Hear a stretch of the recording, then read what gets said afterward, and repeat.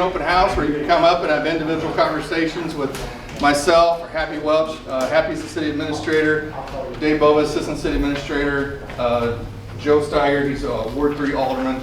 But since we have the crowd we have, thanks to all the notification, I'm going to go over a few things.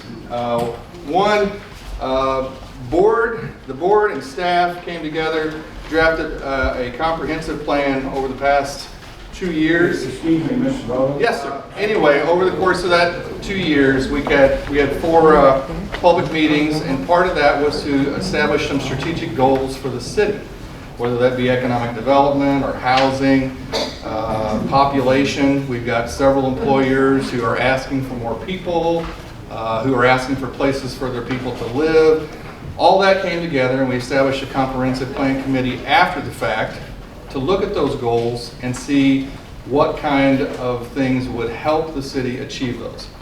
One of the things that came out of that was an annexation. Last week, we posted the annexation plan meeting out to Facebook and on the website.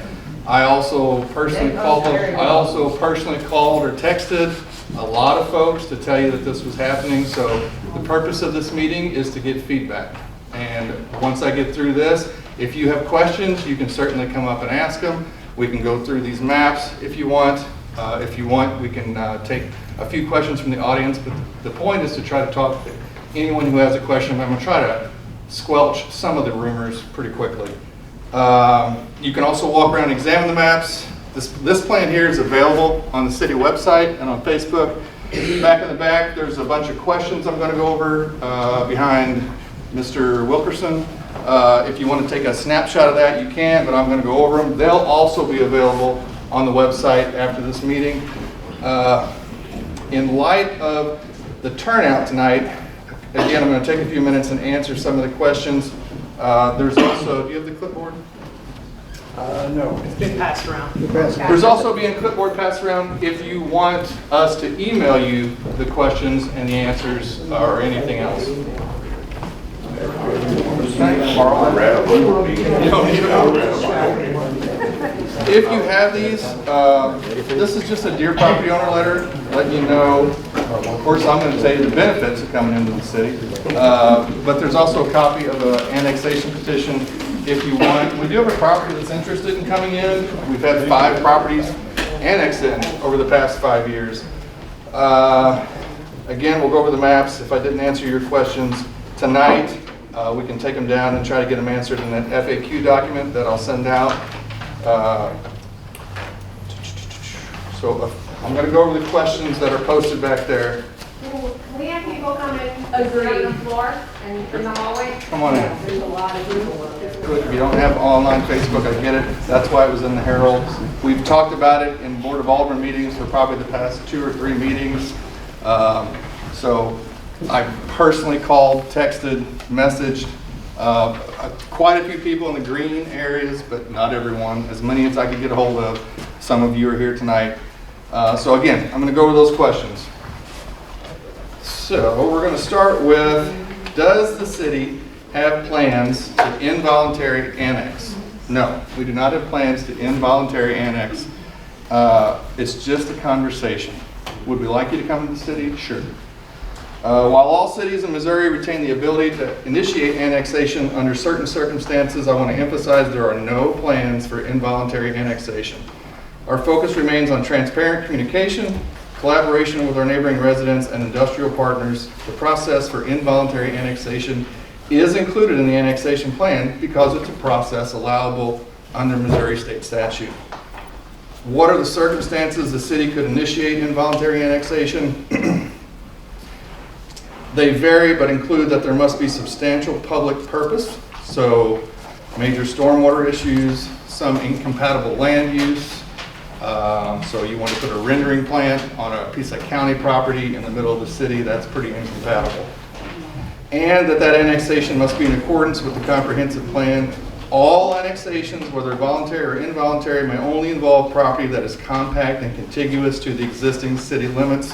So the initial plan was to talk to these folks here. Like, this isn't even contiguous to the city right now. So it could not be annexed right now anyway. These green ones are. So if you looked at this map and you didn't get this bottom portion, the green is 0 to 3 years. We'd love to see that happen. 3 to 5 years on the yellow, 5 to 10 on the orange, 10 plus on the red. This is just a plan.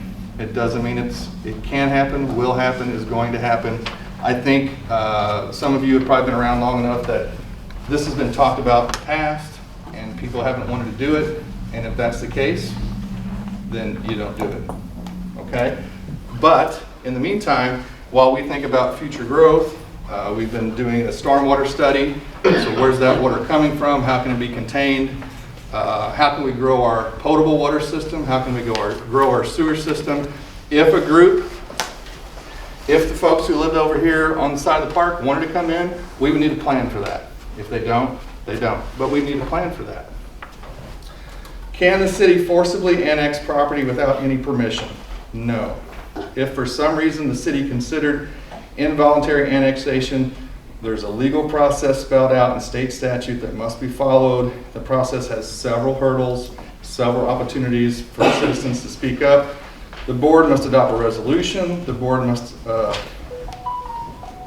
after a plan of intent, the board has to then adopt an ordinance. A public hearing is required.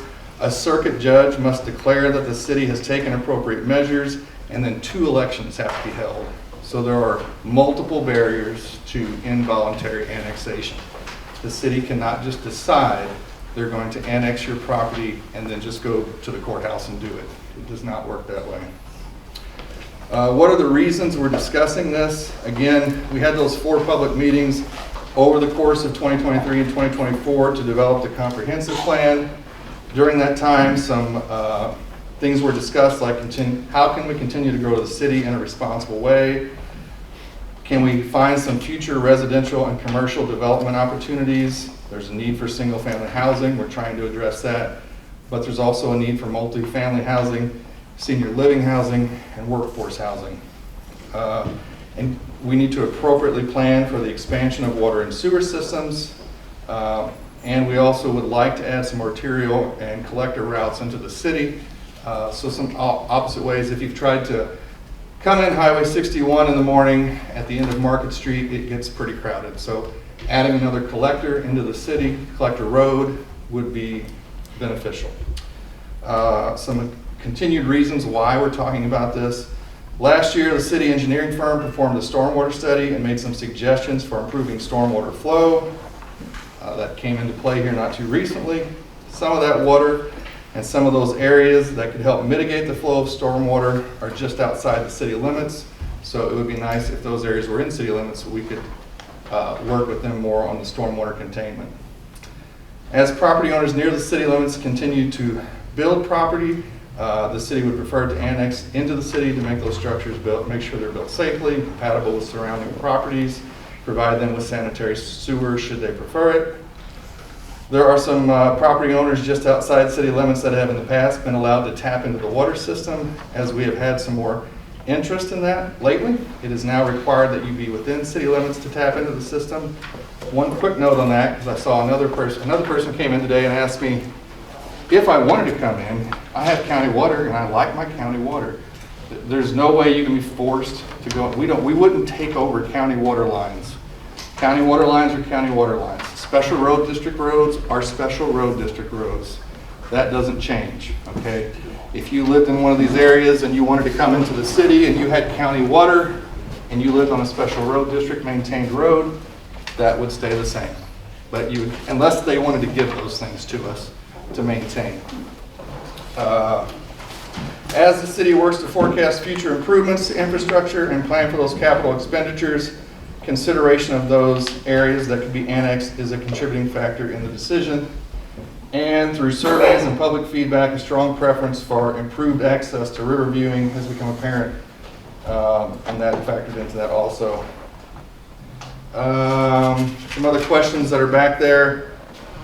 Why are there small areas along Highway 32 and 61, so here and here, that are not within city limits? As the city grew over the past 35 years, property owners were allowed to annex into the city as long as they were contiguous with existing city limits. They annexed into the city to gain access to public water or sewer in some instances to benefit from safe zoning and building codes, increased property value, enhanced city services, and to gain a voice in local decision making. However, not all property owners in those areas opted to annex. Thus, you see the little pockets there. And then as we grew our infrastructure, water, sewer, sidewalks, and fire hydrants, there are gaps in that. So, it'd be nice if there were fire hydrants along this area, and there's not right now.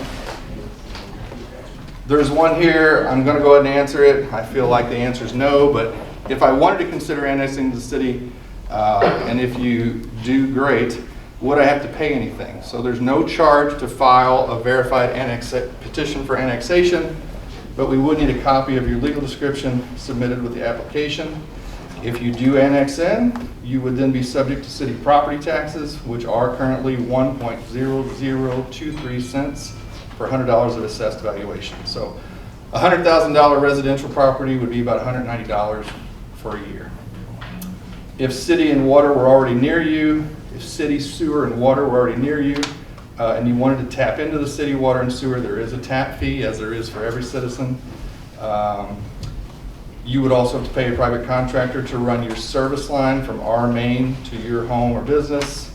If that city water or sewer was not super close to your property, you would have to pay part of that, $2 a foot, to run that line, if the main was more than, I believe, 200 feet away. Again, this slide's out there if you want to take it home and read it. These questions are all posted on that board, and you can take a picture of it. We're also going to put an FAQ document out there that has these, in addition to a few other questions. This is the verified petition of annexation. I'm going to go over these maps, and then I'm going to wrap up. This is the map that's out there on the annexation page on the city website. So this is part of the comprehensive plan, which is up here. It talks about economic development, population, housing, community facilities. Part of that is annexation.